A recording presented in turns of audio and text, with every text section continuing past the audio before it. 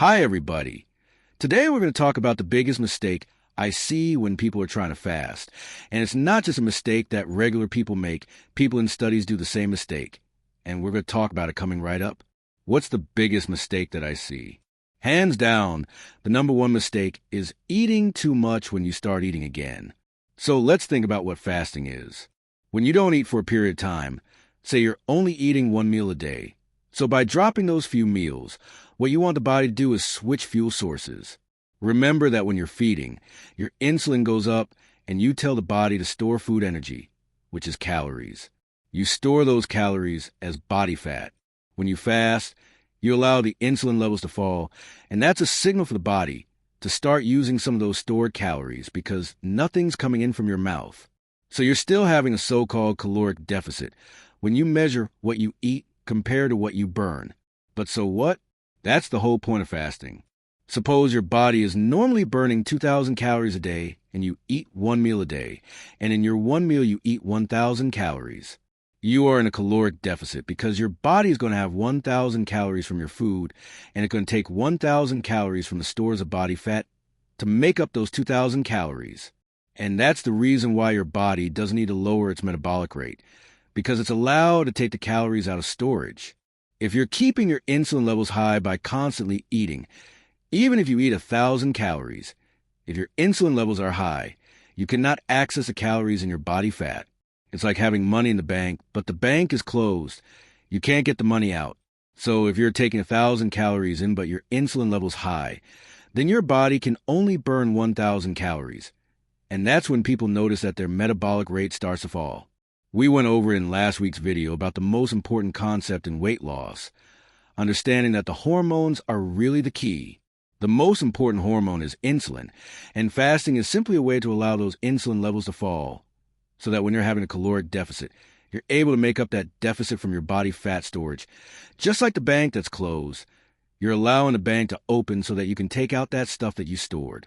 So some people sometimes ask, then hey, well, couldn't you achieve the same result by just cutting a few calories every day and eating 6 times a day? And the answer is no, because if you're constantly eating, then your insulin levels stay high and your body fat simply cannot give up those calories that is stored away. In physiology, what we say is that insulin inhibits lipolysis, which is just a fancy way of saying that if your insulin levels are very high, you can't burn fat, because when the insulin levels are high, that's the signal to store fat, not burn fat. So let's look at some of the studies that have been done over the past 5 years looking at intermittent fasting. And unfortunately, they've made some of these same mistakes. That is, when their people are eating again on that fast day, they eat too much. So if you eat 2,000 calories in a single meal and you're fasting the rest of the day, well, if you're burning 2,000 calories, you're still not going to have any type of weight loss. Because yes, you're storing 2,000 calories in that one meal.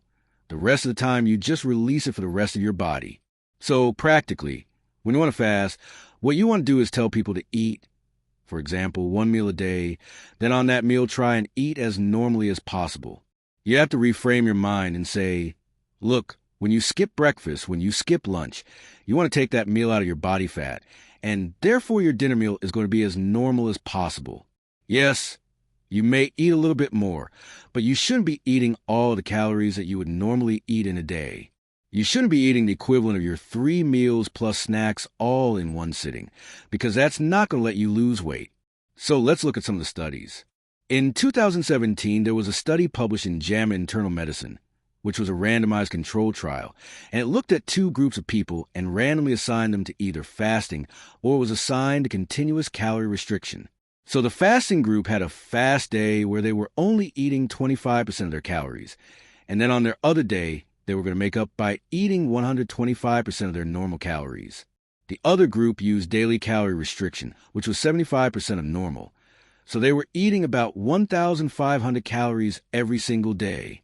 So the 2 groups were really matched for calories, but one was taking it sort of all in one day and then trying to overeat the next day.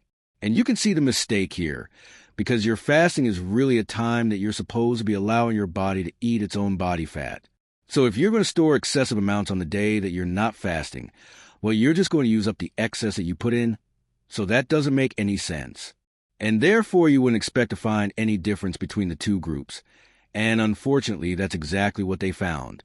But the conclusion they came to was that the alternate day fasting diet was not superior to the daily calorie restriction diet with regard to adherence, weight loss, or weight maintenance.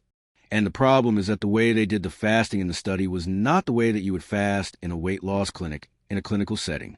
I would never tell somebody to, deliberately eat more than you really want to eat on the days that you're not fasting. Why would you do that? That makes no sense.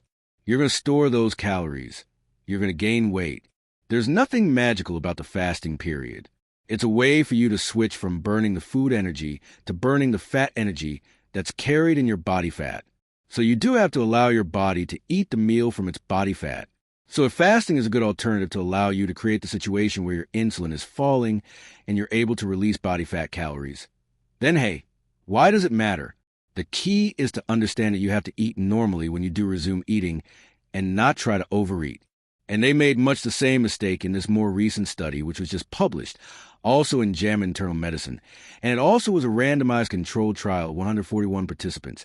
And they used a 16:8 fasting protocol. So they would eat for 8 hours of the day and fast for 16 hours. And the two groups were not just different in terms of their fasting period, but unfortunately, they also made the mistake of allowing them to eat so-called ad libitum in the fasting group. Ad libitum is a Latin term which means essentially eat whatever you want. So the group that was in the fasting could only eat during 8 hours, but in that 8 hours they could eat whatever they wanted. They could eat as many times as they wanted. They could eat ice cream and cookies and brownies if they wanted to. That was the study. The control group, on the other hand, had 3 structured meals a day, in which case they were actually making sure that they're having balanced meals. And you can see the mistake in this study, which is nothing like you would do in clinical medicine.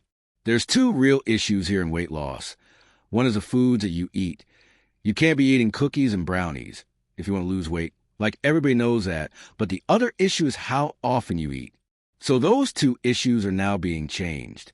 So the fasting group, yes, they're doing a bit better in that they're not eating all the time, but they're doing worse in that they're allowed to eat whatever they want. In a real clinic setting, I would never tell anybody to eat whatever you want during the eating period. You're not going to lose the weight that way. Even if you're going to eat for 8 hours of the day, you still got to stick to foods that are healthy, that are unprocessed. So what they did was they mixed these 2 problems. There's sort of like 2 levers that you can pull. You can pull the what to eat lever, which is if you eat healthier foods, you can lose weight. And there's a lever of how often you eat. That is, if you eat less often, you're also going to lose weight. So they pulled the lever in terms of the fasting. They fasted more. But then they pushed the lever that allowed people to eat whatever. So again, if one is up and one is down, well, in the end, you're not going to lose weight. So unfortunately, that's the problem with this study. And once again, if you're just to look at the structure of the study, you would also say, well, I don't think you're going to lose weight. If it was me, somebody asked me, hey, can I eat 8 hours a day but eat whatever I want in those 8 hours? I'd say no, you're not going to lose weight that way. You have to not only watch what you're eating, but also how often and how much and what it is that you're eating. Those are all important factors. The bottom line is this. When you're fasting, the number one mistake is to think that the fasting allows you to overeat in that time, either too many calories or it allows you to eat whatever you want in the period of time that you're not fasting. Those are not going to allow you to lose weight. You still have to watch the foods that you're eating and how much you're eating. Cutting the eating window down is an effective way to allow your insulin levels to fall so that you can eat normally in that window and allow your body to fuel the rest of it through the body fat stores of calories that you have. And that's the number one mistake. If you're interested, I would really recommend going to watch this previous week's video of the most important concept in weight loss, really talking about how the hormones interact with the calories and how that allows you to lose weight properly. Thanks for watching, everybody.